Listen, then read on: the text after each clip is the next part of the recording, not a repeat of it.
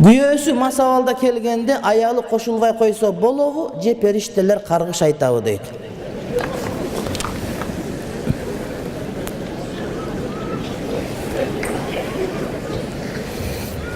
Şariatımızda egerde güyösü ayalın töşökö çakırsa, baş tartıp gelbey koysa, güyösü narazı olup jatsa, taң atkanга çeyин al ayalıga perişteler kargış aytıp çıgat deydi.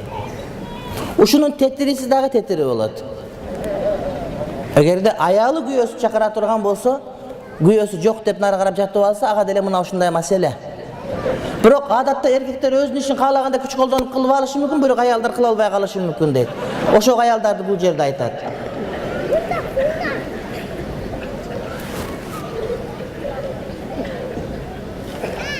Egerde mas bolgon bolsa-çı, mas bolgon adamdın balası kem akıl törölöt, arak aga tasir veret. Balanın den soluğu jaman törölöt. Egerde güyösü mas bolgon uçurda ayal kişi özünün boyuna bütürve koy hukuğuna ev bolot. Ayal kişi özün boyga bütüden saktanууга hukuğuna ev bolot. Antkeni al taza balanın enesi bolgongo толук hukuğu var. Biroq güyösünden baş tartıp al çakırgan жерге жооп бербей койсо ал күнөөкөр болот. Анткени мас болсо дагы güyösü. Эгерде шариаттын чегинен чыкпай турган болсо, андага моюн сунуусу керек болот.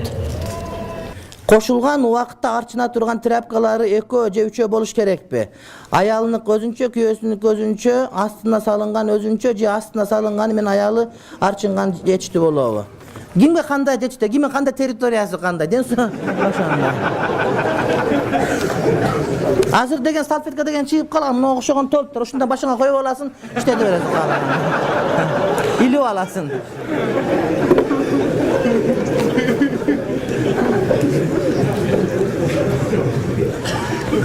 Düşümde siz menen ata baladay bolup uçuraştım. Al boyunca Ayşe Nevez aytkan rivayatlar gelet.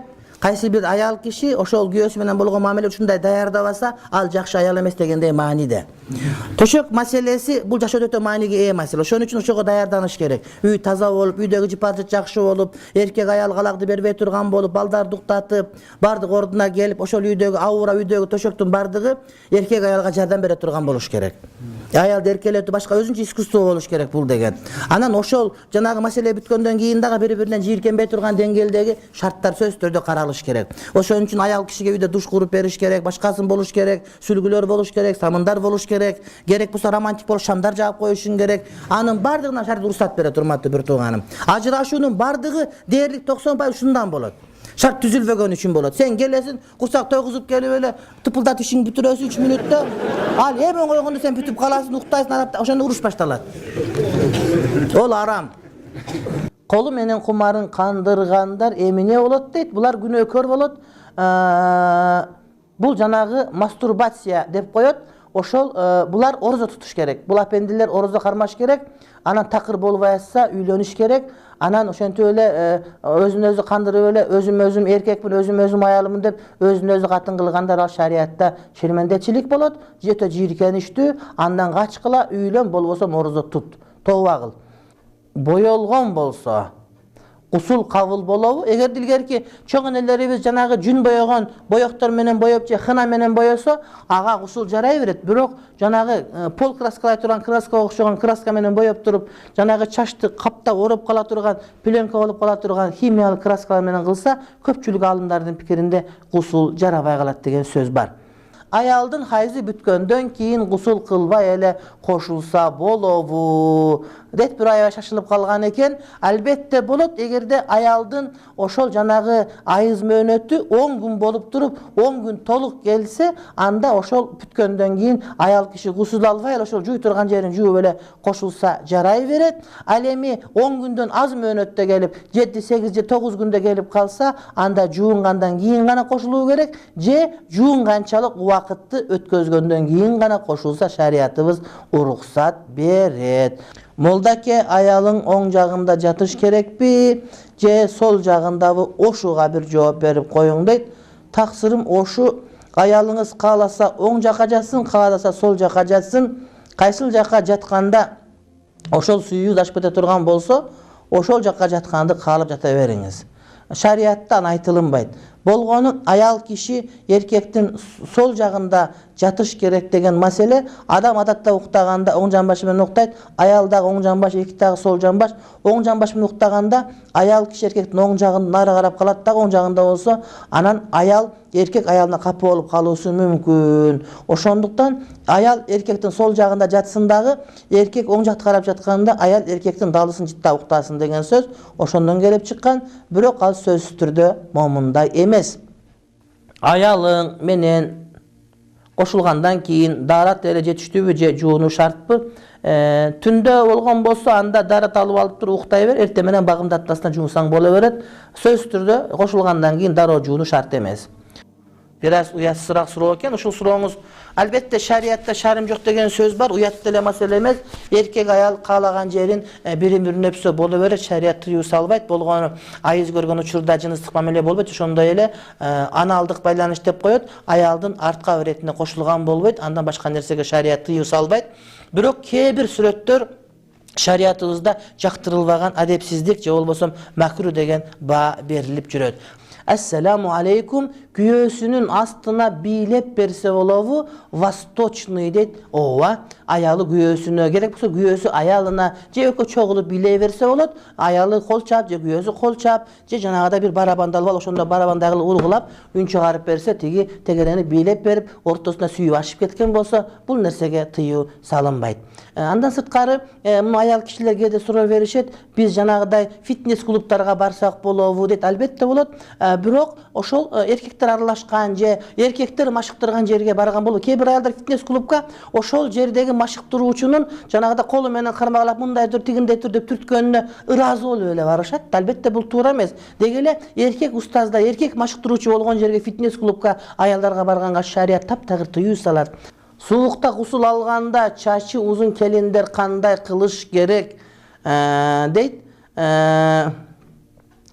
Чачы узун келиндер эгерде чачы өрүлүп жүргөн болсо, анда ошол гусул болгон учурда чачтын бардыгын жуубайт, денесинин баарына суу жеткирип, баштын терисинин бардыгына суу жеткирип, чачтын түбүнө чейин. Ал эми калган чачын жөн гана колун суулап туруп, сылап коюп, ошону менен гусул алынып калат. Чачы узун өрүлүп турган болсо, бирок чачы жазылып турган болсо, анда чачтын бардыгын жууганга туура келет. Ошол шариаттык иш болгонго чейин чачы өрүлүү болуп, анан жуунганга чейин өрүлүү болуш керек. Ал эми жуунуп бүткөндөн кийин, чачтын түбүн жуугандан кийин чач жазып жиберген болсо деле, ал убакта эч нерсе болбойт. Ассаламу алейкум. Ва алейкум ассалам ва рахматуллах баракату. Мен сизге бир суроо берейин дедим эле. Биринчи суроо мындай да, тиги жолдошум менен кошкондон кийин эртең менен гусул алып балдарга тамак бериш керек дейт. Гусул албаса, ал арам болуп эсептелет дейт. Ошону сурайын дегем. Намаз окуйсузбу? Жок. Ниетиңиз барбы? Бар. Качан баштайсыз ниет кылдыңыз? Көптөн бери ниет кылып жүрөм, бирок ошо шартка байланыштуу окуй албай атам да. Анан могу кичинекей баласы барлар намаз окуганга болбойт деп уккам да. Айта берет. Ким айтты ошону? Андай сөз жок, окуй бериш керек да. Шарт эмне? Жай намазыңыз жокпу? Бар. Анан эмне шарт? Жолугуңуз жокпу? Бар. Демек шарттын бардыгы бар турбайбы? Экинчи сурооңуз? Экинчи суроом, мен жолдошум деген неме дейт да, экинчи аял алам деп көптөн бери айтат да, ошону көрөйүн дегем. Ал эмнеге муктаждык болуп атат күйөөңүзгө? Билбейм, ошо келген сайын эле сиз сүйлөп атасыз, постоянно угабыз, анан ошондо айтып атпайбы, мен экинчи аял алышым керек дейт, анан ошону сурайынчы дегем да. Ал мындай силер жакшы эле бага, курсаңар токпогабы? Ооба. Ден соолугу кандай, жакшыбы? Жакшы, ооба. Анан сиз ага жетпей атсызбы өзүңүз? Билбейм, ошону сурасам эле аял алышым керек, мен аял алам деп эле атат да анан. Түшүндүм, макул. Дагы сурооңуз бар бир тууганым? Жок, болду. Жолдошуңуз угуп турабы, жокпу? Угуп атат сизди. Анда жакшылап угуп тургула. Birinci mesele boyunca erteң menen oşol degele junup bolup juunbay turuptur tamak istemine bolot dese albatta kolдорун жууп бетин жууп туруп тамак кылса боло берет. Андан тамак арам болбойт. Мисалы үчүн айыз көрүп калган учурда же болбосо ошо эртең менен намаз окугандан кийин жунуп болуп калса, анан тамак сай турган болсо, колун жууп тамак ичсе жарай берет. Ага сөзсүз түрдө гусул алуу шарт эмес.